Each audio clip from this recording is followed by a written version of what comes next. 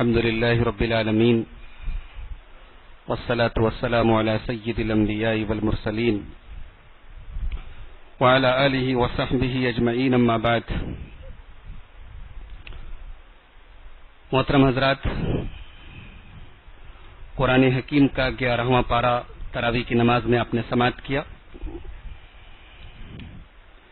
یہ پارہ تقریباً آدھا پارہ سورہ توبہ پر مشتمل ہے اور آدھا پارہ سورہ یونس پر مشتمل ہے. پارے کے شروع میں صحابہ کرام کا مقام بیان کیا گیا اور ان کو ایک سرٹیفکیٹ دیا گیا.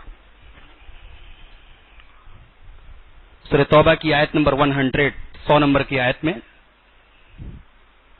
صحابہ کرام کے بارے میں بہت بڑی بات بتائی گئی، ایسی بات بتائی گئی جو کسی کے بارے میں کبھی نہیں بتائی گئی.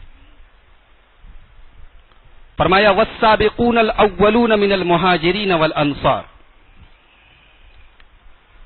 نبی کے مہاجر صحابہ اور نبی کے انصار صحابہ، ان میں جو لوگ پہلے ایمان لائے، سبقت کی، والذین اتبعوہم باحسان، اور پھر وہ لوگ جو ان کے بعد ان کے نقش قدم پر چلے اخلاص کے ساتھ، رضی اللہ عنہم ورضوا عنہ، اللہ ان سے راضی ہو گیا، وہ اللہ سے راضی ہو گئے. ایک سوال پیدا ہوتا ہے، اللہ ان سے راضی ہو گئے، یہ تو بات سمجھ میں آتی، وہ اللہ سے راضی ہو گئے، اس کا کیا مطلب؟ بھئی اللہ ہم سے راضی ہو گیا، دیٹ از انف، کافی ہے، یہ ہم اللہ سے راضی ہو گئے. اصل میں اللہ تبارک و تعالی صحابہ کرام کے بارے میں یہ بتا رہا ہے کہ میرے نبی کے صحابہ اسلام کے راستے میں جو مصیبتیں آئیں، جو پریشانیاں آئیں، جو تکلیفیں آئیں، وہ تکلیفیں انہوں نے ہنس کے برداشت کی. ان کے ماتھے پہ سلوٹیں نہیں آئیں، ان کی پیشانیوں پہ بل نہیں پڑے. والسابقون الاولون من المہاجرین والانصار والذین اتبعوہم باحسان رضی اللہ عنہم ورضوا عنہ، اللہ ان سے راضی ہے، وہ اللہ سے راضی ہے. اللہ کے اوپر ایمان لائے تو اللہ کی راہ میں تکلیفیں، مصیبتیں، آزمائشیں سب گوارا ہیں. کوئی ہم سے کہہ دے کہ اپنے دین کے لیے گھر چھوڑ دو، اپنا کاروبار چھوڑ دو، اپنے بچوں کو چھوڑ دو، سب کچھ چھوڑ دیا، مگر کبھی زبان پہ شکوہ نہیں لائے، کبھی سینہ پھلا کے فخر کا اظہار نہیں کیا کہ ہم نے تو اسلام کے لیے سب کچھ قربان کر دیا. یہ ہے صحابہ کی خاص بات، رضی اللہ عنہم ورضوا عنہ. اور اس آیت میں ایک نقطہ اور ملا کہ صحابہ تو جنتی ہیں ہی، صحابہ کے نقش قدم پہ چلنے والے، صحابہ کو فالو کرنے والے، صحابہ نے جو طریقہ قرآن اور حدیث کو اپنانے کا جو طریقہ اپنایا، اس طریقے کو جن لوگوں نے فالو کیا وہ بھی جنتی ہیں. اس لیے کہ اللہ نے کیا فرمایا؟ والذین اتبعوہم، جنہوں نے ان کو فالو کیا، جنہوں نے ان کی اتباع کی، تو پتہ یہ چلا کہ قیامت تک جو اللہ اور اس کے رسول کی بات صحابہ کے منہج پر مانے گا، صحابہ کے طریقے پر مانے گا، وہ بھی جنتی ہے. اچھا، اللہ ان سے راضی ہو گیا، اتنی بات کہہ دی اللہ نے، بات ختم ہو گئی. اب آگے کیا فرمایا؟ وَأَعَدَّ لَهُمْ جَنَّاتٍ تَجْرِي تَحْتَهَا الْأَنْهَارُ، اللہ نے ان کے لیے جنت تیار کر کے رکھی ہے. اس کا مطلب یہ ہوا کہ اللہ تبارک و تعالی ٹیمپررلی ان سے راضی نہیں ہوا ہے، پرماننٹلی راضی ہوا ہے. اللہ تبارک و تعالی کی ان سے جو رضا ہے، بہت سارے لوگ کہتے ہیں کہ صحابہ کرام نبی کے انتقال کے بعد نعوذ باللہ مرتد ہو گئے، ایسا بھی عقیدہ ہے کچھ لوگوں کا. ان کے عقیدے کی تردید ہو رہی ہے کہ صحابہ کرام اللہ ان سے راضی نہیں ہوا، ان کے لیے جنت تیار کر کے رکھی ہے. اس کا مطلب یہ ہوا کہ صحابہ جنتی ہیں، اور ظاہر سی بات ہے جب صحابہ جنتی ہیں اس کا مطلب کہ اپنی موت تک، اپنی وفات تک صحابہ اپنے ایمان پر باقی رہے. اب صحابہ کے ایمان میں جو شک کرے وہ اپنے ایمان کی خیر منائے. اس کے بعد مسجد ضرار کا ذکر ہے. کوئی جانتا ہے مسجد ضرار کے بارے میں؟ کچھ ہے آپ لوگوں کی اسٹڈی؟ یہ مسجد منافقوں نے بنائی تھی. آپ اگر مدینہ جائیں گے، اللہ تعالیٰ آپ سب کو حج اور عمرہ کی سعادت نصیب فرمائے. جب آپ مدینہ جائیں گے تو مدینہ میں انٹر کرنے سے پہلے مسجد قباء آپ کو ملے گی. مسجد قباء سے تھوڑے فاصلے پر ان منافقوں نے ایک مسجد بنائی تھی. مقصد کیا تھا؟ مقصد یہ تھا کہ مسلمانوں کے بیچ میں پھوٹ ڈالیں. ایک مسجد آلریڈی موجود ہے اور اللہ کے نبی صلی اللہ علیہ وسلم اور آپ کے صحابہ اس میں نماز پڑھتے ہیں. ایک اور مسجد بنا دی جائے تاکہ مسلمانوں میں پھوٹ پڑے. ایک مقصد. اور دوسرا مقصد یہ تھا کہ یہ منافق اس مسجد میں بیٹھ کر اسلام کے خلاف پلاننگ کریں، سازش کریں. اور یہ ساری باتیں اللہ کے پیارے نبی کو پتا نہیں. غزوہ تبوک کا موقع تھا، یہ لوگ مسجد بنا کے آئے اللہ کے نبی کے پاس کہ اللہ کے رسول ہم لوگوں نے ایک مسجد بنائی ہے. بارش ہوتی تھی تو ہم لوگوں کو بڑی دقت ہوتی تھی، بوڑھے لوگ بھی ہیں، عمر دراز لوگ بھی ہیں، تو ہم لوگوں نے اپنے محلے میں ایک مسجد بنائی ہے. ہم چاہتے ہیں کہ آپ اس مسجد میں 2 رکعت نماز پڑھ دیں تاکہ اس کے بعد ہم لوگ نماز کی شروعات کریں. اللہ کے نبی نے کہا کہ ابھی میں غزوہ تبوک کی تیاری کر رہا ہوں، میں واپس لوٹتا ہوں تو پھر دیکھتا ہوں. اللہ کے پیارے رسول واپس آئے تو اللہ تعالیٰ نے قرآن کی آیت نازل کی، سورہ توبہ کی آیت نمبر 107 اور 108. والذین اتخذوا مسجدا ضرارا وکفرا وتفریقا بین المؤمنین. جن لوگوں نے مسجد بنائی ضرار کے لیے، ضرار کا مطلب نقصان پہنچانے کے لیے. مسجد کا مقصد بھی نقصان پہنچانا ہو سکتا ہے. فاؤنڈیشن کیا ہے، بنیاد کیا ہے؟ فرمایا جنہوں نے مسجد بنائی ضرار کے لیے، مسلمانوں کو نقصان پہنچانے کے لیے، وتفریق وکفرن اور کفر کرنے کے لیے، وتفریقا بین المؤمنین اور مسلمانوں کے درمیان پھوٹ ڈالنے کے لیے، وارصادا لمن حارب اللہ ورسولہ اور اللہ اور اس کے رسول سے جو لوگ جنگ کرتے ہیں ان کو پناہ دینے کے لیے. تو اے نبی وَلَيَحْلِفُنَّ إِنْ أَرَدْنَا إِلَّا الْحُسْنَى. یہ مسجد جن لوگوں نے بنائی ہے وہ قسم کھا کے کہیں گے ہماری نیت اچھی تھی. واللہ یشہد انہم لکاذبون. لیکن اللہ تعالیٰ گواہی دے رہا ہے کہ وہ جھوٹے ہیں. لا تقم فیہ ابدا. اے نبی ان کی مسجد میں آپ کھڑے نہ ہوئیے گا، خبردار. لمسجد اسس علی التقوی من اول یوم احق ان تقوم فیہ. جو مسجد پہلے دن سے تقوی کی بنیاد پر بنائی گئی تھی وہ مسجد زیادہ حقدار ہے کہ آپ اس مسجد میں کھڑے ہوں. یہاں کون سی مسجد ہے جس کے بارے میں اللہ تعالیٰ کہہ رہا ہے کہ جس کی بنیاد تقوی پر رکھی گئی تھی؟ مفسرین کہتے ہیں مسجد قباء مراد ہے. اور آپ کو شاید یہ معلوم ہو کہ مسجد قباء میں 2 رکعت نماز پڑھنے کا ثواب عمرہ کے برابر ہے. کبھی آپ جائیں تو مسجد قباء میں ضرور نماز پڑھیں، بڑی خوبصورت مسجد ہے. تو فرمایا کہ اس مسجد میں آپ جس مسجد کی بنیاد تقوی پر رکھی گئی ہے اس مسجد میں آپ نماز پڑھیں، یہ زیادہ حقدار ہے. اس کے بعد اللہ تعالیٰ ایک سودے کا ذکر کر رہا ہے. ذرا دیکھیے کتنا پیارا سودا ہے، خریدار کتنا پیارا ہے اور جو سامان خرید کے جو قیمت دے رہا ہے قیمت کتنی پیاری ہے. سورہ توبہ کی آیت نمبر 111 اور 112. ان اللہ اشترى من المؤمنین انفسهم واموالهم بان لهم الجنہ یقاتلون فی سبیل اللہ فیقتلون ویقتلون. اللہ کہہ رہا ہے کہ ہم نے مومنوں کی جان اور مال کو خرید لیا. کس چیز کے بدلے؟ جنت کے بدلے. اللہ اکبر. تم اپنی جان اور مال کو دین کی راہ میں قربان کرنے کے لیے تیار ہو جاؤ، ہم تمہیں جنت دیں گے. ایسا خریدار ملے گا کہیں؟ خرید کیا رہا ہے؟ جان اور مال. اور قیمت کیا دے رہا ہے؟ جنت. ظاہر سی بات ہے کہ جنت کے سامنے ہماری جان اور مال کی کیا اوقات ہے. اللہ اکبر. کیسا خریدار ہے. اور اس پر غور کرو کہ یہ جان اور مال جو اللہ خریدنے کی بات کر رہا ہے یہ دیا کس نے؟ اسی نے دیا ہے. ہاں ہاں ہاں ہاں. جان دی ہوئی اسی کی تھی، حق جان دی ہوئی اسی کی تھی. حق تو یہ ہے کہ حق ادا نہ ہوا. اگر ہم نے اللہ کی راہ میں جان بھی دے دی تو یہ جان ہماری تھوڑی تھی، اسی نے دی تھی. اگر ہم نے مال قربان کیا تو مال ہمارا تھوڑی تھا، اسی نے دیا تھا. کیسا خریدار ہے، کتنا پیارا خریدار ہے کہ جان بھی اسی نے دی، مال بھی اسی نے دی. اب دیکھ کے کہہ رہا ہے ہماری راہ میں اگر قربان کر دو گے تو ہم گارنٹی دے رہے ہیں تم کو جنت دیں گے. ان اللہ اشترى من المؤمنین انفسهم واموالهم. اللہ نے جان اور مال کو خرید لیا جنت کے بدلے. اب یہ جو سودا کیا ہے اللہ نے، جنت کا سودا، یہ سودا کن لوگوں کے لیے کیا ہے؟ جن کے اندر 9 کوالٹیز پائی جائیں. کون سی 9 کوالٹیز ہیں؟ التائبون العابدون الحامدون السائحون الراکعون الساجدون الآمرون بالمعروف والناہون عن المنکر والحافظون لحدود اللہ. یہ 9 کوالٹیز اگر پیدا ہو جائیں آپ کے اندر تو آپ نے اللہ کے ساتھ سودا کر لیا، جنت کا سودا کر لیا۔ پہلی صفت التائبون، توبہ کرنے والے۔ ظاہر سی بات ہے کہ توبہ آدمی کب کرے گا؟ جب کچھ غلطیاں ہوں گی۔ کوئی فرشتہ ہے کیا؟ ہم میں سے ہر انسان ہے، اور انسان آدم کی اولاد ہے، اور آدم سے خطا ہوئی، ہم ان کی اولاد ہیں۔ تو پہلی صفت التائبون، توبہ کرنے والے، العابدون، عبادت کرنے والے، الحامدون، اللہ کی تعریف کرنے والے، السائحون، اللہ کی راہ میں سفر کرنے والے۔ اللہ کی راہ میں سفر کرنے والے بھی اس کی تفسیر کی گئی السائحون کی، اور ایک تفسیر کی گئی روزہ رکھنے والے۔ دیکھو روزہ کا سفر سے کچھ تعلق ہے؟ السائحون کا مطلب ہوتا ہے سیاحت کرنا، گھومنا پھرنا، اسی سے السائحون بنا ہے۔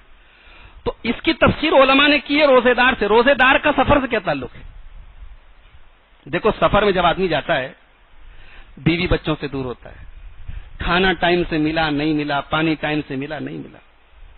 اللہ تعالیٰ نے روزے دار کو الصائمون نہیں کہا، السائحون کہا کہ دیکھو یہ میرا بندہ ہے، یہ گھر میں ہے، پانی ہے اس کے پاس، کھانا ہے اس کے پاس، مگر یہ نہیں کھا رہا ہے۔ وہ مسافر تو اس لیے نہیں کھا رہا ہے کہ اس کے پاس کھانا نہیں ہے، اس کے پاس پانی نہیں ہے، وہ بیوی کے پاس نہیں جا سکتا، اس کے پاس سب کچھ ہے، لیکن پھر بھی یہ بچ رہا ہے، اس لیے اللہ نے اس کو الصائحون کہا ہے۔ تو پہلی صفت التائبون، توبہ کرنے والے، العابدون، عبادت کرنے والے، الحامدون، اللہ کی بڑائی بیان کرنے والے، اور السائحون، روزہ رکھنے والے۔ اس کے بعد فرمایا الراکعون، رکوع کرنے والے، الساجدون، سجدہ کرنے والے۔ ظاہر سی بات ہے رکوع اور سجدہ کرنے والے کون ہوں گے؟ نمازی ہوں گے۔ اس کے بعد فرمایا الآمرون بالمعروف، نیکی کا حکم دینے والے، والناہون عن المنکر، برائی سے روکنے والے، اور آخری چیز، نویں چیز، والحافظون لحدود اللہ، اللہ تبارک و تعالیٰ کی حدوں کی حفاظت کرنے والے، اللہ تعالیٰ کی سرحد کی حفاظت کرنے والے۔ کیا مطلب؟ اللہ کے قانون کی، اللہ کے حلال کو حلال سمجھنے والے، اللہ کے حرام کو حرام سمجھنے والے۔ یہ 9 کوالٹیز اگر کسی کے اندر پائی جائیں، اللہ تبارک و تعالیٰ نے اسے جنت کا سودا کر لیا۔ اللہ یہ 9 صفتیں ہم سب کو اپنے اندر پیدا کرنے کی توفیق دے۔ اس کے بعد ایک بڑی خطرناک بات بتائی گئی آیت نمبر 113 اور 114 میں، ما کان للنبی والذین آمنوا، نبی کو اس بات کی اتھارٹی نہیں ہے اور ایمان والوں کو بھی اس بات کا حق نہیں ہے، کیا؟ ان یستغفروا للمشرکین، کے مشرک کے لیے مغفرت کی دعا کریں۔ مشرک کے لیے آپ مغفرت کی دعا نہیں کر سکتے، آپ کا رشتہ دار ہو، آپ کا باپ ہو، جو شرک پر مر گیا بغیر توبہ کی، آپ اس کے لیے مغفرت کی دعا نہیں کر سکتے۔ اچھا اللہ تعالیٰ ڈائریکٹ کہہ سکتا تھا مغفرت کی دعا مت کرو، مگر انداز دیکھو اللہ تعالیٰ کا، اسٹائل دیکھو بیان کرنے کی۔ ما کان للنبی والذین آمنوا ان یستغفروا للمشرکین، نبی کو بھی اس بات کا حق حاصل نہیں، ایمان والوں کو بھی اس بات کا حق حاصل نہیں کہ وہ مشرک کے لیے مغفرت کی دعا کریں۔ من ولو کانوا اولی قربا، اپنے قریبی رشتہ دار کے لیے بھی مغفرت کی دعا نہیں کر سکتے۔ من بعد ما تبین لهم انہم اصحاب الجحیم، جب آپ کو پتا چل گیا کہ وہ مشرک تھا، آپ اس کے لیے مغفرت کی دعا نہیں کر سکتے۔ اللہ کے نبی اپنی ماں کی قبر پہ جاتے ہیں، مسلم شریف کی روایت، صحابہ کرام بھی ساتھ میں ہیں، اور قبر پہ جانے کے بعد اس ماں کی قبر پہ جس کو اللہ کے نبی نے 5 سال کی عمر میں کھویا تھا۔ دنیا یتیم، میرے نبی کو یتیم کہتی ہے، میرے نبی در یتیم ہے، پیدا ہوئے تو باپ کا سایہ نہیں، 5 سال کی عمر میں ماں چل بسی، ماں کی قبر پہ گئے، رونے لگے۔ ظاہر سی بات ہے، ماں کی اہمیت کیا ہے یہ یتیم جانتا ہے، باپ کی اہمیت کیا ہے یہ یتیم جانتا ہے۔ ماں کی قبر پہ اللہ کے نبی گئے، رونے لگے، فَأَبْكَى مَنْ حَوْلَهُ، اور آپ کے آس پاس جتنے صحابہ تھے سب رونے لگے۔ اس کے بعد اللہ کے نبی نے فرمایا، استأذنت ربی ان استغفر لأمی، میں نے اپنے رب سے اجازت مانگی کہ اللہ میں اپنی ماں کے لیے مغفرت کی دعا کرنا چاہتا ہوں، فلم یؤذن لی، اللہ نے مجھے اجازت نہیں دی۔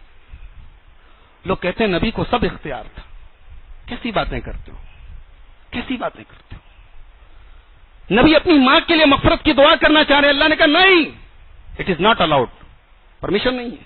اجازت نہیں ہے. کہا اللہ میں اپنی ماں کی قبر پر جا سکتا ہوں, اس کی قبر کی زیارت کر سکتا ہوں؟ کہا کہ ہاں, اللہ نے اجازت دے دی. اس سے پتا چلا کہ ماں باپ کے انتقال کے بعد ان کی قبر پہ جانا بھی ان کے ساتھ حسن سلوک کی ایک دلیل ہے. دن مت طے کیجیے آپ کہ جمعرات کو جائیں گے, عید کے دن جائیں گے, کبھی بھی جب آپ کو موقع ہو, سہولت ہو, جس ٹائم آپ جائیں اور اپنے ماں باپ کے لیے مغفرت کی دعا کریں. قبر پہ جا کے ان سے ان کی محبت کی یاد تازہ کریں, ان کے لیے مغفرت کی دعا کریں. مغفرت کی دعا آپ مسجد میں بیٹھ کے بھی کر سکتے ہیں, گھر میں بھی بیٹھ کے کر سکتے ہیں, لیکن کبھی کبھار آپ قبر پر بھی جا سکتے ہیں, یہ ثبوت ملتا ہے. تو یہ آیت بتا رہی ہے کہ مشرک کے لیے مغفرت کی دعا نہیں کر سکتے. اب سوال یہ پیدا ہوتا ہے کہ جب مشرک کے لیے مغفرت کی دعا نہیں کر سکتے تو ابراہیم علیہ السلام نے اپنے باپ کے لیے کیوں کی؟ اپنے باپ کے لیے دعا کی تھی کہ نہیں کی تھی؟ رب اغفر لی ولی ابی, میرے لیے اور میرے باپ کے لیے بخشش, میرے باپ کی بخشش کر دے, دعا کی تھی انہوں نے. تو اللہ تعالیٰ نے اپنے خلیل کی صفائی پیش کر دی. وما كان استغفار ابراہیم لابیہ الا عن موعدۃ وعدها ایاہ. جہاں تک میرے بندے ابراہیم کی بات ہے, ابراہیم نے اپنے باپ آزر کے لیے دعائیں مغفرت کی تھی, تو چونکہ انہوں نے اپنے باپ سے وعدہ کیا تھا, جب باپ نے گھر سے نکالا تھا تو باپ سے وعدہ کیا تھا, سوف استغفر لک ربی, میں اپنے رب سے آپ کے لیے مغفرت کی دعا کروں. تو باپ سے وعدہ کیا تو اس وعدے کو نبھایا. فلما تبین له انه عدو للہ, لیکن جب ابراہیم کو پتہ چل گیا کہ میرا باپ اللہ کا دشمن ہے, تبرأ منہ, تو ابراہیم نے اپنے آپ کو بری کر لیا اور کہا کہ میں اللہ سے توبہ کرتا ہوں, اللہ سے معافی مانگتا ہوں. تو پتہ چلا کہ اب رول یہی ہے, اصول یہی ہے کہ مشرک کے لیے آپ مغفرت کی دعا نہیں کر سکتے. اس کے بعد آیت نمبر 117 اور 118 میں غزوہ تبوک کا ذکر ہے. غزوہ تبوک بڑی سخت لڑائیوں میں سے ایک لڑائی, حالانکہ لڑائی ہوئی نہیں تھی, لیکن اس لڑائی کے لیے جو لشکر روانہ ہوا تھا وہ بڑے کریٹیکل سچویشن میں, بڑے مشکل حالات میں روانہ ہوا.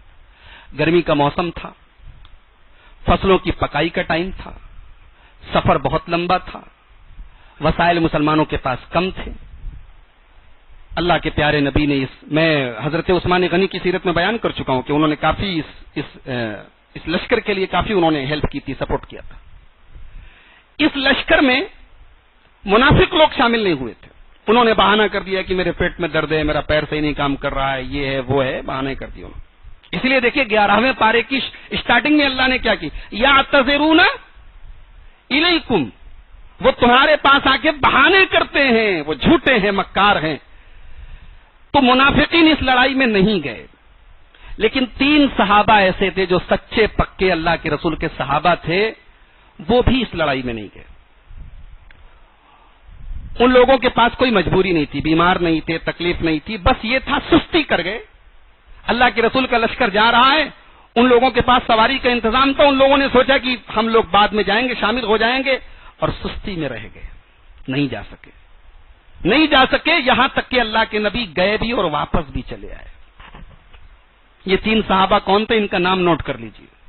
حضرت کعب ابن مالک, حضرت مرارہ ابن ربیہ اور حضرت ہلال بن حمیہ. ان تینوں کا نام یاد کرنا ہو تو مکہ یاد کر لیجئے. مکہ میں میم سے مرارہ ابن ربیہ, کاف سے کعب ابن مالک اور ہے سے ہلال بن حمیہ. یہ 3 صحابہ تھے. مکہ یاد کر لیجئے, تینوں کا نام یاد ہو جائے گا. تو یہ 3 صحابہ جو تھے یہ اس لڑائی میں اپنی سستی کی وجہ سے نہیں جا سکے. اب جب اللہ کے رسول آئے غزوہ تبوک سے واپس, تو سارے جتنے منافقین تھے انہوں نے آ کے اللہ کے رسول کے پاس ایکسکیوز پیش کرنا شروع کر دیا, بہانہ کہ اللہ کے نبی دیکھیے میرا پیٹ بہت خراب تھا, میں اس لیے نہیں جا سکا, میرے پیر میں درد تھا. سب نے اپنا بہانہ کیا. اللہ کے نبی نے کہا جاؤ اللہ معاف کرے, آپ نے سب کو معاف کر دیا. یہ تینوں لوگ جب آئے تو انہوں نے جھوٹ نہیں بولا. انہوں نے کہا کہ اللہ کے نبی واقعی میں ہمارے پاس سواری بھی تھی, ہم طبیعت بھی ہماری بہت اچھی تھی, برابر تھی, لیکن ہم لوگ اپنی سستی کی وجہ سے نہیں جا سکے. اللہ کے نبی نے کہا کہ آپ لوگ اپنے گھر جائیں. اب آپ لوگوں کے بارے میں جب تک اللہ تعالیٰ کی طرف سے کوئی فیصلہ نہیں آ جائے گا, آپ تینوں سے کوئی بات نہیں کرے گا. ان تینوں کا سوشل بائیکاٹ کر دیا گیا. کوئی بات نہیں کر سکتا, کوئی سلام نہیں کر سکتا, ان کے سلام کا کوئی جواب نہیں دے سکتا, ان سے کوئی لین دین نہیں کر سکتا. اللہ اکبر. اب یہ تینوں بیچارے مدینہ کے اندر آ رہے ہیں, جا رہے ہیں, مسجد میں نماز پڑھ رہے ہیں, کوئی بولنے والا نہیں. اور یہ حالت 40 دن تک رہی. 1 مہینے سے زیادہ کی مدت گزر گئی, کوئی بات کرنے والا نہیں ہے.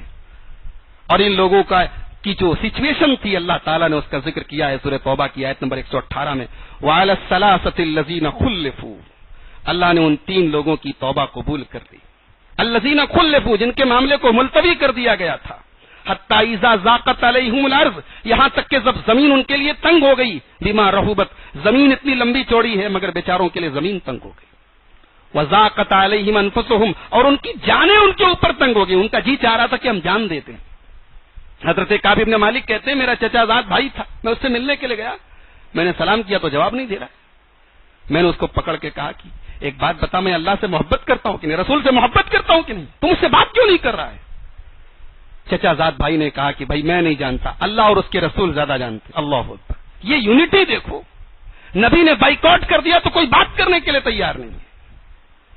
حضرت کعب بن مالک کہتے ہیں میں مسجد میں جاتا تھا نماز پڑھنے کے لیے، نبی کو سلام کرتا تھا، نبی جواب نہیں دیتے تھے، اور جب میں نماز پڑھنے لگتا تھا تو مجھے ایسا لگتا تھا کہ کنکھیوں سے اللہ کے نبی مجھے دیکھ رہے ہیں۔ کہتے ہیں 40 دن اتنے پریشانی میں گزرے کہ مت پوچھو۔ 40 دن کے بعد آرڈر آیا کہ بیویوں سے الگ ہو جاؤ، بیویوں کو مائکے بھیج دو۔ اب اس میں سے ایک صحابی تھے حضرت ہلال بن امیہ جو تھے، وہ بوڑھے تھے، ان کی بیوی نے آ کے اللہ کے رسول سے ریکویسٹ کی کہ اللہ کے نبی میرے شوہر تو بہت بوڑھے ہو چکے ہیں، ان کی خدمت کرنے کے لیے مجھے ساتھ میں رہنا ضروری ہے، میرا ان سے اور کوئی فی الحال تعلق نہیں ہے، وہ بہت کمزور اور بوڑھے ہو چکے ہیں۔ تو اللہ کے رسول نے ان کو اجازت دے دی۔ حضرت کعب بن مالک سے کسی نے کہا کہ آپ بھی اپنی وائف کو بھیجیے اللہ کے نبی کے پاس، انہوں نے کہا کہ میرے ساتھ ایسی کوئی مجبوری تھوڑی ہے۔ تو 10 دن تک بیوی سے بھی دور، فیملی سے بھی کٹ گئے۔ کہتے ہیں کہ میں اداس بیٹھا ہوا تھا فجر کی نماز پڑھ کے اپنے گھر کی چھت پر، اچانک ایک آدمی آتا ہے اور کہتا ہے کہ اے کعب بن مالک مبارک ہو، اللہ نے تیری توبہ قبول کر لی۔ حضرت کعب بن مالک کہتے میں اتنا خوش ہوا، مجھے کچھ اور نہیں سمجھ میں آیا، کرتا اتار کے اس کو دے دیا اپنا، اور کہا کہ میں نے یہ تو سوچا تھا کہ اللہ میری توبہ قبول کرے گا، لیکن میرے بارے میں قرآن کی آیت نازل ہو جائے گی، یہ نہیں سوچا تھا۔ اللہ نے ان 3 صحابہ کی، ان 3 مخلص صحابہ کی توبہ کو قبول کی۔ اور ایک پوائنٹ کی بات آپ کو بتاؤں، صحابہ ہمارے اور آپ کے جیسے انسان تھے، ان کے ساتھ بھی وہ ساری کمزوریاں تھی جو ہمارے ساتھ تھیں، ان سے بھی چوک ہوئی، اور قرآن میں آپ دیکھیں کہ اللہ تعالیٰ نے بار بار صحابہ کی چوک کا بھی ذکر کیا ہے۔ غزوہ احد کے موقع پر کتنی بڑی چوک ہوئی، 50 صحابہ کرام کو اللہ کے نبی نے پہاڑی کے اوپر طے کیا تھا یہاں سے ہٹنا نہیں، ہٹ گئے، اور جیتی ہوئی جنگ مسلمان ہار گئے۔ تو ان کی چوک کا اللہ تعالیٰ نے قرآن میں ذکر کیا، لیکن جہاں بھی ذکر کیا ہے اللہ نے ساتھ میں ایک بات کا کلیریفیکیشن کر دیا، ان سے چوک ہوئی مگر اللہ نے معاف بھی کر دیا، تاکہ کسی کے دل میں یہ نہ ہو کہ صحابہ سے چوک ہو گئی تو اللہ تعالیٰ کی ان کو سزا ملے گی، اللہ نے معاف کر دیا۔ یہاں پر بھی ان 3 لوگوں سے چوک ہوئی، اللہ کہتا ہے لقد تاب اللہ، اللہ نے ان کو معاف کر دیا۔ اس کے بعد سورہ یونس کے لاسٹ میں آیت نمبر 128 میں 128 میں اللہ کے رسول صلی اللہ علیہ وسلم کے بارے میں ایک بات بتائی گئی، لقد جاءکم رسول من انفسکم، تمہارے پاس ایک ایسا رسول آیا جو تم ہی میں سے ہے، عزیز علیہ ما عنتم، اور وہ رسول ہم نے تم کو ایسا دیا کہ تمہاری تکلیف میرے نبی کو گوارا نہیں ہے، تم تکلیف میں پڑو یہ میرے نبی کو برداشت نہیں ہے۔ اور میں اگر اگزامپل دینا چاہوں تو بات بہت لمبی ہو جائے گی، میں دو باتیں آپ سے کہنا چاہتا ہوں۔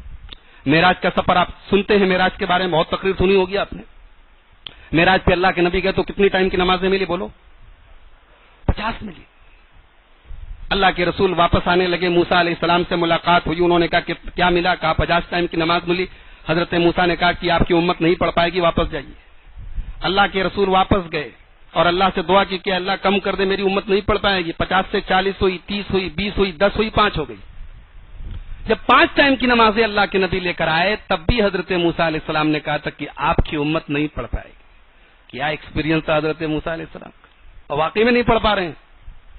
رمضان میں تو جیسے تیسے پڑھ لے رہے ہیں، رمضان کے بعد تو مسجدیں بیچاری جو ہیں، مسجدیں مرثیہ کھاں ہے کہ نمازی نہ رہے، رہ گئی رسم اذاں روح بلالی نہ رہی، فلسفہ رہ گیا تلقین غزالی نہ رہی۔ تو حضرت موسیٰ نے کہا آپ کی امت نہیں پڑھ پائے گی 5 ٹائم کی نماز۔ کہا کہ اے موسیٰ اب میری ہمت نہیں ہے، اب میں کتنی بار اللہ کے پاس جاؤں، 5 ٹائم سے بھی کم میں کیا کراؤں، اب میں اس پر صبر کرتا ہوں۔ تو اللہ کی طرف سے آواز آئی کہ تیری امت پڑھے گی 5، ثواب منیمم 50 کا ملے گا۔ تو کہنا یہ ہے میرے بھائیوں کہ اللہ کے رسول بار بار جا رہے ہیں اور ہمارے اور آپ کے لیے کنسیشن کروایا۔ سوچو اگر 50 ٹائم کی نماز اگر پڑھنا ہوتا رمضان میں تو کھٹیا تو کھڑی ہو گئی تم لوگوں کی، کیا پڑھتے 50 ٹائم کی نماز؟ تو 5 ٹائم کی نماز 50 سے 5 کرانے والا نبی ملا ہے تو ہمیں ملا ہے میرے بھائی، عزیز علیہ ما عنتم۔ وہ نبی جو امت کے لیے راتوں کو رویا کرتے تھے، اس نبی سے ہم محبت کیوں نہ کریں؟ اس نبی کی محبت سے دلوں کو جگمگاؤ میرے بھائیوں۔ وہ نبی ہم سے اتنی محبت کرتے ہیں، عزیز علیہ ما عنتم، کہ ہماری تکلیف ان کو گوارا نہیں۔ اپنی امت کے لیے کیسے آسانی کر دیں، اپنی امت کے لیے کیسے راحت کا سامان کر دیں۔ سلام اس پر جو امت کے لیے راتوں کو روتا تھا، سلام اس پر جو فرش خاک پر جاڑے میں سوتا تھا، سلام اس پر کہ جس کے گھر میں چاندی تھی نہ سونا تھا، سلام اس پر کہ ٹوٹا بوریا جس کا بچھونا تھا۔ اس کے بعد سورہ یونس شروع ہوتی ہے۔ سورہ یونس کے شروع میں اللہ تعالیٰ نے انسان کی ایک فطرت بتائی، فرمایا وَإِذَا مَسَّ الْإِنسَانَ الضُّرُّ دَعَانَا لِجَنبِهِ أَوْ قَاعِدًا أَوْ قَائِمًا۔ انسان کے اوپر جب کوئی بیماری آتی ہے تو لیٹ کے بھی اللہ کو یاد کرتا ہے، بیٹھ کے بھی اللہ کو یاد کرتا ہے، کھڑے ہو کے بھی اللہ کو یاد کرتا ہے۔ وَإِذَا فَلَمَّا كَشَفْنَا عَنْهُ، لیکن جب ہم تکلیف ہٹا دیتے ہیں، بیماری دور کر دیتے ہیں، مَرَّ كَأَن لَّمْ يَدْعُنَا إِلَىٰ ضَرٍّ مَّسَّهُ، تو انسان ایسا ہو جاتا ہے جیسے کبھی اس کو تکلیف ہوئی نہیں تھی، بھول جاتا ہے سب کچھ۔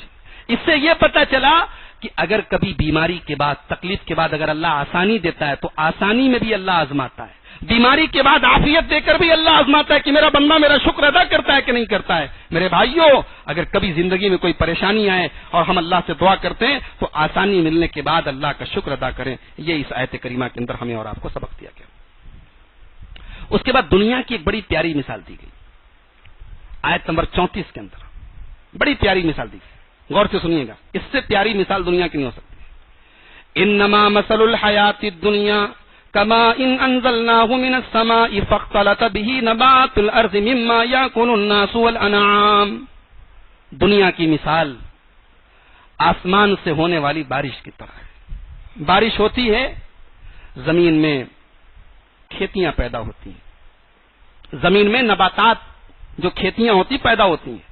حتی اذا اخذت الارض زخرفها وزینت وظن اہلها انہم قادرون علیہا، لیکن جب وہ زمین لہلہانے لگتی ہے، کھیتیاں تیار ہو جاتی ہیں، ہری بھری ہو جاتی ہیں، اور کھیتی کرنے والے سمجھ لیتے ہیں کہ اب تو ہمارے فصل کاٹنے کے ٹائم آ گیا۔ اتاہا امرنا لیلا او نہارا فجعلناها حصیدا کأن لم تغن بالامس۔ اللہ کہتا ہے کھیتی تیار تھی، فصل تیار تھی، اب کاٹنے کی دیر تھی کہ اچانک رات میں ہمارا عذاب نازل ہوتا ہے، اور جب ہمارا عذاب نازل ہوتا ہے تو ایسی فصل وہ صاف ہو جاتی ہے جیسے لگتا ہی نہیں کبھی یہاں پہ فصل ہوئی تھی۔ انسان دنیا میں آتا ہے، پیدا ہوتا ہے، جوان ہوتا ہے، پیسہ کماتا ہے، نام کماتا ہے، 4 ویلر ہے، گاڑیاں ہیں، بنگلے ہیں، نوکر ہیں، چاکر ہیں، گزرتا ہے تو لوگ ہٹو ہٹو ہٹو ہٹو ہٹو بڑھو، اور جب مر جاتا ہے تو ایک ایسا دور بھی آتا ہے کہ کوئی نام نہیں لیتا، کوئی نام نہیں لیتا۔ فجعلناها حصیدا، اللہ نے انسان کی موت کو کسی کھیتی کے اوپر، کھیتی کٹ جائے، کھیتی صاف ہو جائے، اللہ نے کہا انسان بھی صاف ہو جاتا ہے، انسان ختم ہو جاتا ہے۔ یہ ہے دنیا کی ویلو۔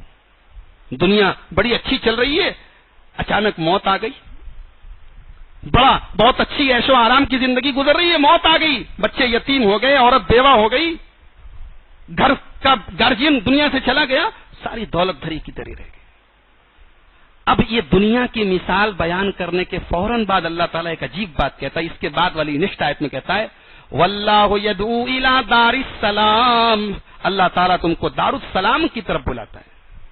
دار السلام کا مطلب، دار السلام کا مطلب سلامتی کا گھر، یعنی اللہ تعالیٰ کہہ رہا ہے کہ میرے بندو، دنیا میں ٹینشن ہے، دنیا میں رسک ہے، دنیا میں خطرہ ہے، دنیا میں موت ہے، دنیا میں ایکسیڈنٹ ہے، دنیا میں تکلیفیں ہیں، آؤ ایک ایسا گھر ہے، ایک ایسا گھر ہے جو دار السلام ہے، جہاں کوئی ٹینشن نہیں، کوئی دکھ نہیں، کوئی تکلیف نہیں، جہاں صرف سکھ ہے، جہاں تم سیف رہو گے، آؤ میں تمہیں اس کی طرف انوائٹ کرتا ہوں۔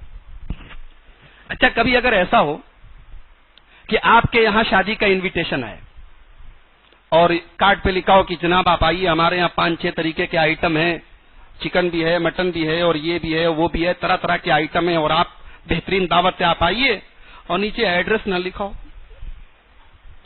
اب صاحب آپ تو جو ہے جیب نکال کے رہ جائیں گے کہ یار اتنا بہترین انویٹیشن آیا لیکن ایڈریس ہی نہیں، جانا کہاں ہے؟ اللہ کہہ رہے ہیں میں انویٹیشن تو سب کو دے رہا ہوں لیکن ایڈریس سب کو نہیں بتاؤں گا. وَيَهْدِي مَن يَشَاءُ إِلَىٰ صِرَاطٍ مُسْتَقِيمٍ. جس گھر کی میں نے تم کو انویٹیشن جس گھر کا دیا ہے اس گھر کا ایڈریس میں اسی کو بتاؤں گا جو صراط مستقیم پر چلتا ہے. اللہ اکبر. یہ وہی صراط مستقیم ہے جس پر چلنے کی ہم دعا کرتے ہیں. اهدنا الصراط المستقیم. کہا کہ اس گھر کا ایڈریس اسی کو بتاؤں گا. وَيَهْدِي مَن يَشَاءُ إِلَىٰ صِرَاطٍ مُسْتَقِيمٍ. جو صراط مستقیم پر چلتا ہے.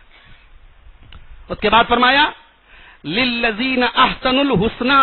جو لوگ اچھا عمل کریں گے ان کو حسنہ ملے گی. یہ حسنہ کون ہے؟ یہ ہمیں سمجھیے کسی لڑکی کا نام ہے. حسنہ کا مطلب خوبصورت چیز اور یہاں خوبصورت چیز سے مراد جنت ہے. للذین احسنوا. جو لوگ خوبصورت عمل کریں گے ہم ان کو خوبصورت چیز یعنی جنت دیں گے. اور جنت تو دیں گے ہی حسنہ تو دیں گے ہی وزیادہ اور کچھ اور بھی دیں گے. جنت سے بھی زیادہ کیا ہو سکتا ہے؟ جنت سے بھی زیادہ بتائیے کسی کے پاس ہے جواب؟ اللہ کا دیدار. جب جنتی جنت میں چلے جائیں گے اللہ تعالیٰ پوچھے گا جنتیوں سے کہ میرے بندو کوئی تکلیف تو نہیں ہے؟ سب کچھ مل گیا؟ ہاں اللہ کیا کمی ہے؟ سب کچھ تو نے دے دیا. دنیا کی ہر نعمت ہمارے پاس ہے, ہر سکھ ہمارے پاس ہے. پھر اللہ تبارک و تعالیٰ اپنے جنتی بندوں کو اپنا دیدار کرائے گا, اور اللہ کا دیدار کرنے کے بعد جنتی لوگوں کی جو فیلنگ ہوگی اس کو لفظوں میں بیان نہیں کیا جا سکتا.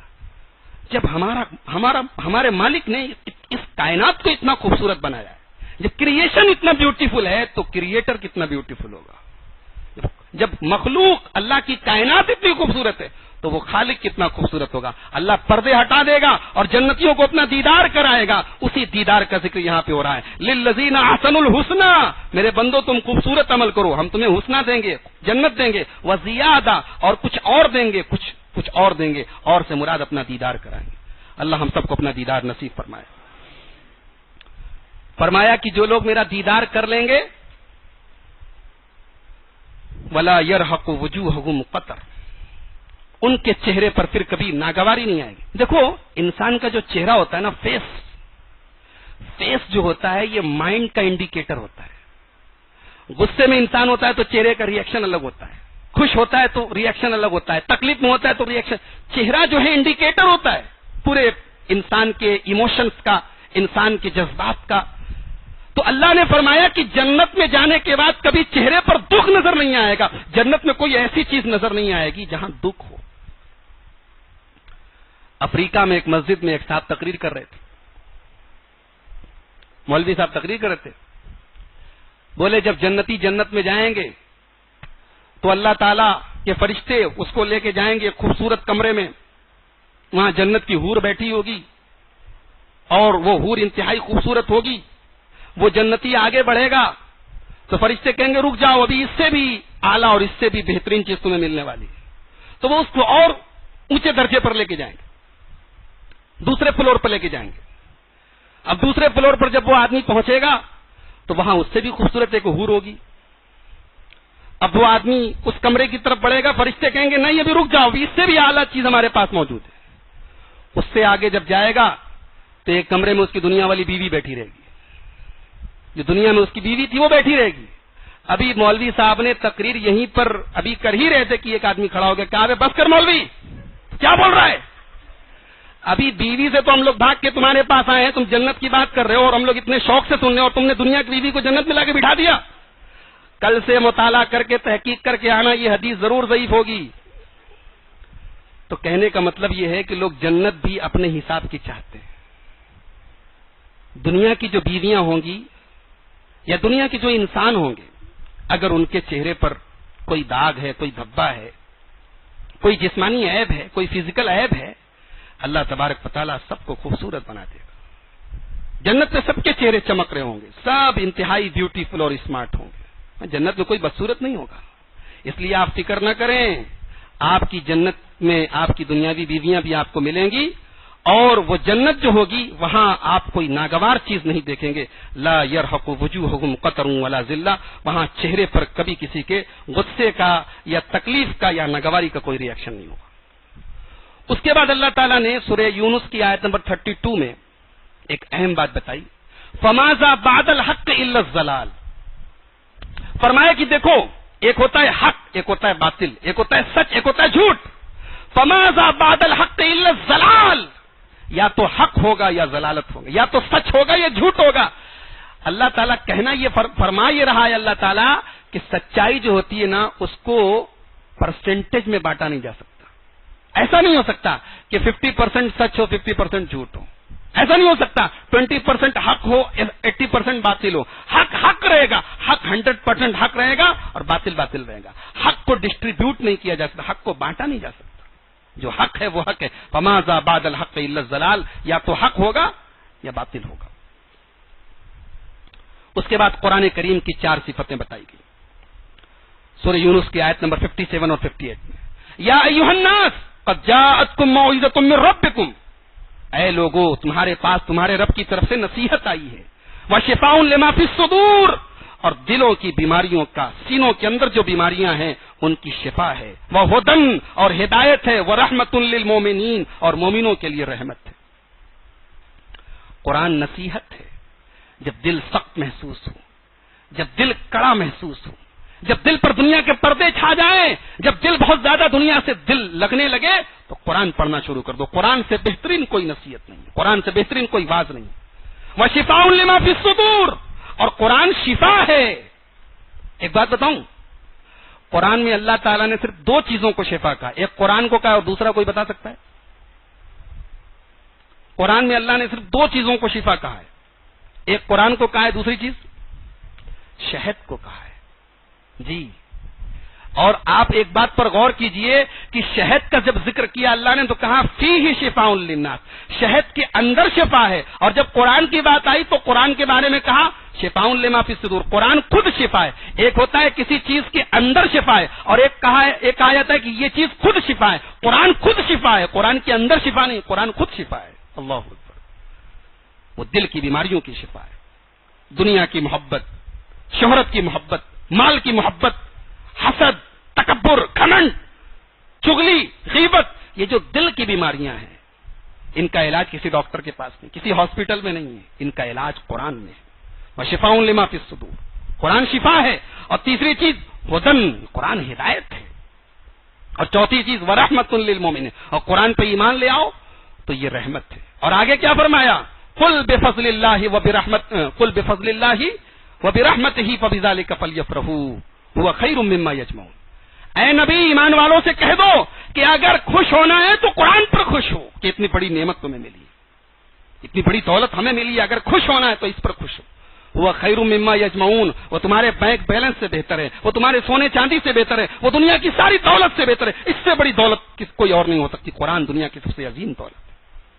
بڑے بد نصیب ہیں ہم کہ یہ عظیم دولت آج ہمارے پاس ہے اور ہم اس کی قدر نہیں کرتے. طاقوں میں سجایا جاتا ہوں، فوٹو سے لگایا جاتا ہوں، پڑھ پڑھ کے سنایا جاتا ہوں، سینے میں بتایا جاتا ہوں. قرآن کہتا ہے میرے ساتھ اتنا سب کچھ ہو رہا ہے مگر میرے اوپر عمل نہیں ہوتا ہے، مجھے عمل کے اندر اتارا نہیں جاتا ہے. شاعر کہتا ہے ہر لفظ کو سینے میں بسا لو تو بنے بات، طاقوں میں سجانے کو یہ قرآن نہیں. اللہ ہم سب کو اس نعمت کی قدر کرنے کی توفیق عطا فرمائے. اس کے بعد موسیٰ علیہ السلام کا واقعہ بیان کیا گیا ہے. موسیٰ علیہ السلام جادوگروں سے مقابلہ ہو رہا ہے. موسیٰ علیہ السلام کہتے ہیں جادوگروں تم لوگ اپنی رسی کو ڈالو.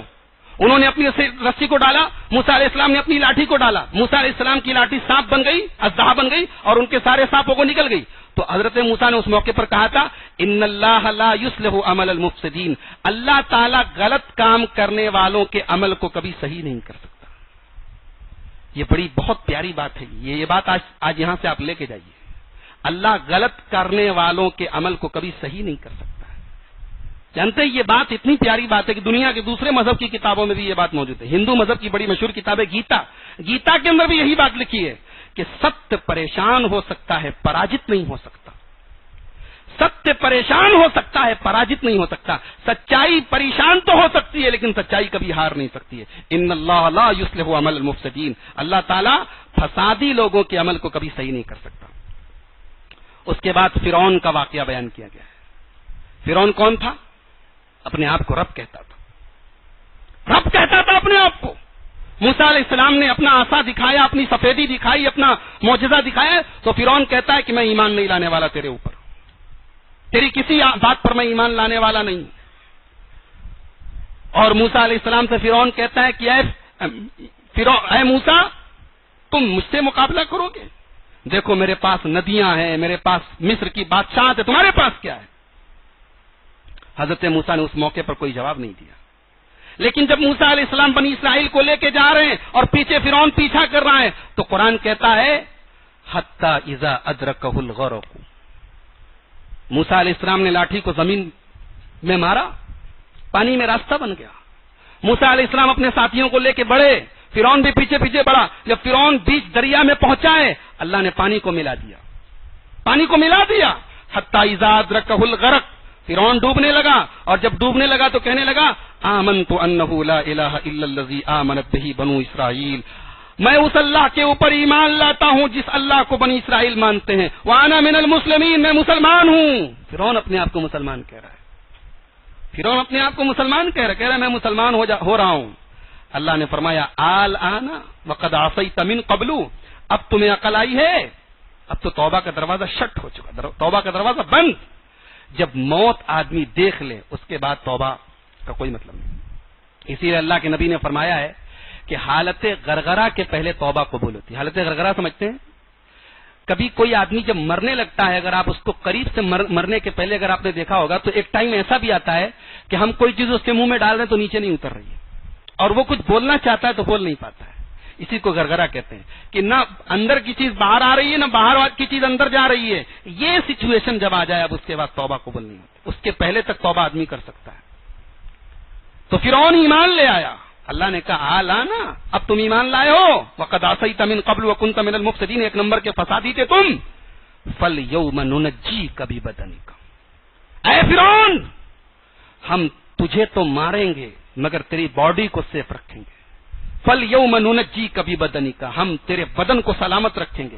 لتکون لمن خلفک آیا، تاکہ تو بعد میں آنے والوں کے لیے آیت بن جائے. دیکھ رہے ہیں فرعون نے اللہ کی کئی آیتوں کا انکار کیا تو اللہ نے خود فرعون کو ایک آیت بنا دیا. اس نے اللہ کی کئی نشانیوں کا انکار کیا، اللہ نے اسے خود ایک نشانی بنا دیا. سن 1881 میں 1881 میں مصر کے اندر فرعون کی ڈیڈ باڈی ملی، اور آج بھی وہ قاہرہ کے میوزیم میں موجود ہے، اور آج بھی اس کی باڈی ہے موجود. ہزاروں سال گزر گئے، اس کی باڈی آج بھی موجود ہے، اور یوٹیوب پر آپ دیکھ سکتے ہیں. اس منحوس کی شکل دیکھنے کے بعد قرآن کریم کے اوپر ہمارا ایمان اور بڑھ جاتا ہے. اللہ تبارک و تعالیٰ کا وہ وعدہ سچا ہے، اور آج بھی فرعون کی وہ ڈیڈ باڈی چیخ کر اعلان کر رہی ہے کہ دیکھو یہی ہے وہ آدمی جو اپنے آپ کو رب کہتا تھا، جس نے موسیٰ کا مقابلہ کرنے کی کوشش کی تھی، جس نے اللہ تبارک و تعالیٰ کا مقابلہ کرنے کی کوشش کی تھی.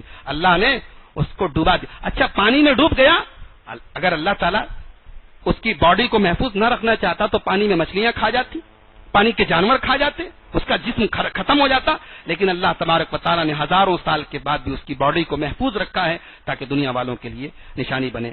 تو یہ تھا 11ویں پارے کی تفسیر کا خلاصہ. چند سوالات آئے ہیں.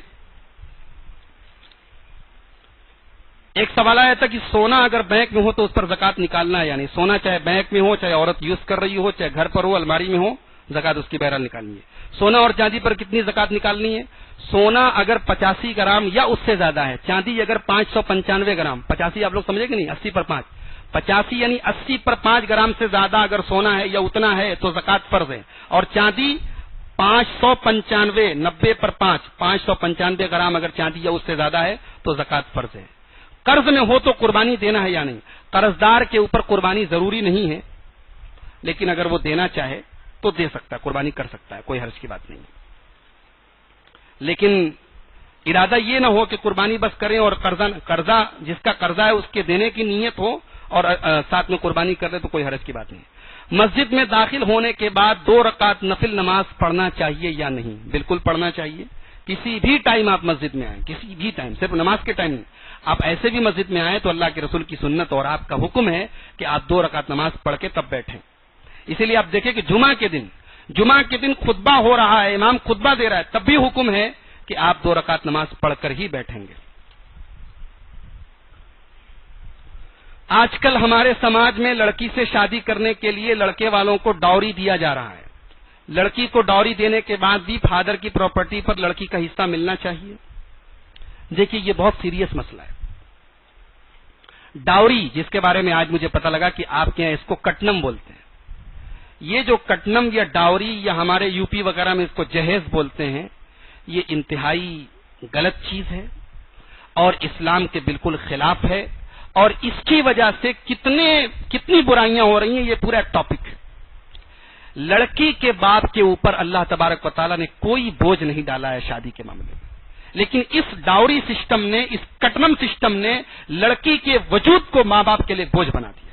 آج کتنے ماں باپ ہیں، اور مجھے بتایا گیا کہ یہاں تو ماشاءاللہ ڈیمانڈ ہوتی ہے کہ ہم کو 1 لاکھ چاہیے تو چاہیے. انگوٹھا پاس آدمی ہے تب بھی اس کو امید رہتی ہے ہم کو 2 لاکھ کٹنم ملے گا. بہت افسوس کی بات ہے میرے بھائی، بہت افسوس کی بات ہے. اور یہ وراثت کا الٹرنیٹ کبھی نہیں ہو سکتا. یہ غلط ہے، شریعت کے خلاف ہے، حرام ہے، اور وراثت اللہ تعالیٰ کا قانون ہے، اس کا حکم ہے. آپ کو اگر اپنی بیٹی کو دینا ہی ہے، آپ وراثت کی وصیت کر کے جائیے کہ میری بیٹی کا وراثت جو حق ہے اپنے بیٹوں سے کہہ کے جائیے کہ میری بیٹی کو دینا. یا آپ جتنا آپ کی بیٹی کا حق بنتا ہے زندگی ہی میں اتنی پراپرٹی آپ اپنی بیٹی کے نام لکھ دیں، یہ سب کٹنم وغیرہ ختم کر کے. تو جو وراثت کا سسٹم ہے اس کا الٹرنیٹ کبھی یہ کٹنم یا ڈاوری سسٹم نہیں ہو سکتا ہے. یہ بات یاد رکھیں. اور اس کے لیے صرف تقریر کرنے سے کام نہیں چلے گا، اس کے لیے ہمیں مل کر کے کوئی اجتماعی شکل اپنانی پڑے گی، کوئی کمیٹی بنانی پڑے گی، یا جماعت کے ساتھ مل کر کے اس کے خلاف تحریک اٹھانی پڑے گی. یہ بہت بڑا بوجھ ہے سماج کے لیے، بہت بڑی لعنت ہے. ایک لمبا چوڑا سوال آیا ہے کہ اگر کوئی ہمارے ساتھ دھوکہ کرے تو کیا ہم اس کے لیے بد دعا کر سکتے ہیں؟ دیکھیں، اگر واقعی میں کسی نے دھوکہ کیا ہے اور آپ مظلوم ہیں تو بد دعا کر سکتے ہیں، لیکن اگر انسان معاف کر دے تو زیادہ بہتر ہے. لیکن بہرحال مظلوم کو اللہ تعالیٰ نے بد دعا کرنے کا اختیار دیا ہے. ایک سوال آیا ہے کہ نقش و نگار والی قالین یا جائے نماز پر نماز پڑھنے کا کیا حکم ہے، جبکہ اللہ کے رسول کو ایک صحابی نے قمیص کا کپڑا دیا تھا، اس پر ڈیزائن بنے ہوئے تھے نقش و نگار. تو جب آپ صلی اللہ علیہ وسلم اس قمیص میں نماز پڑھے تو کہا کہ اس نے میری نماز میں خلل ڈال دیا، اس لیے آپ نے قمیص کو واپس کر دیا. تو سوال یہ ہے کہ اللہ کے رسول کا ایمان تو بہت پختہ تھا، مگر پھر بھی آپ کو خلل پیدا ہوا، تو ہم جیسے کمزور ایمان والوں کو تو اور خلل پیدا ہوتا ہے، تو کیا کرنا چاہیے؟ دیکھیے، عادت کی بات ہوتی ہے. ہمارے یہاں جو قالین ہوتا ہے، اس قالین پر ہمیں نماز پڑھنے کی عادت ہے. آپ کبھی غور کریں کہ کیا اس قالین کی وجہ سے کسی کو خلل پڑ رہا ہے نماز میں؟ مجھے تو نہیں لگتا، کیونکہ ہمیں اس کی عادت ہو چکی ہے. قالین کی ڈیزائن کی وجہ سے بہت ریئرلی 100 میں شاید 1-2 لوگوں جو کہیں کہ ہم کو خلل پڑ رہا ہے، کیونکہ ہمیں اس کی عادت پڑ چکی ہے. لیکن پھر بھی میں کہوں گا کہ جیسے سمپل اگر ڈیزائن ہو، سادہ ڈیزائن ہو تو بہتر ہے. ورنہ ہم اگر یہ فتویٰ لگا دیں کہ اس طریقے کے قالین پہ نماز نہیں ہوگی تو بڑا مسئلہ پیدا ہو جائے گا. میں نے تو یہاں سے لے کے مکہ اور مدینہ تک، حرم تک دیکھا کہ ہر جگہ قالین بچھے ہوئے ہیں، لوگ نماز پڑھتے ہیں. لیکن یہ ہے کہ ڈیزائن کہیں کہیں میں نے دیکھا کہ قالین کے اندر بہت ہیوی ڈیزائن رہتے ہیں، بہت زیادہ پھول، اور کہیں کہیں ایسی شکلیں رہتی ہے کہ انسان کی شکل اس میں نظر آتی ہے. تو بہرحال ان سب چیزوں سے تو بچنا چاہیے. ایک سوال پوچھا گیا تھا چاشت کی نماز کے بارے میں کہ چاشت کی نماز کیسے پڑھنا چاہیے. دیکھیے، چاشت کی نماز جو ہے یہ منیمم 2 رکعت ہے، میکسیمم 8 رکعت ہے. چاشت کی نماز ہم صبح سورج جب نکل جائے اور تھوڑا بلند ہو جائے اس کے بعد سے لے کر کے ظہر کے پہلے تک پڑھ سکتے ہیں. چاشت ہی کی نماز کو اشراق بھی بولتے ہیں اور اسی کو اوابین بھی بولتے ہیں. تو اس کا ایک ٹائم تو صبح جب سورج نکل جائے تب ہے، یا پھر ظہر کے پہلے جب بالکل جو ہے تپش ہو دھوپ میں، اور اللہ کے رسول نے اس کو کہا کہ اونٹ کے بچوں کے پیر جلنے لگے، تو وہ ٹائم جو ہے وہ اشراق کی نماز کا ہے یا چاشت کی نماز کا ہے. تو اس کو اللہ کے رسول صلی اللہ علیہ وسلم نے 2 رکعت سے لے کر کے 8 رکعت تک پڑھنے کا ثبوت آپ سے ہے. اور اس کے بارے میں اللہ کے رسول نے اس کی فضیلت بتائی ہے کہ بدن کے ہر جوڑ کی طرف سے یہ نماز صدقہ ہو جاتی ہے. تو ہمیں کبھی کبھی اس نماز کو بھی پڑھنے کا اہتمام کرنا چاہیے. اللہ تعالی ہم سب کو نیک عمل، اچھی سمجھ کی توفیق عطا فرمائے. رب العالمین ہمیں دین پر، قرآن و سنت پر عمل کرنے کی توفیق دے. السلام علیکم ورحمۃ اللہ وبرکاتہ.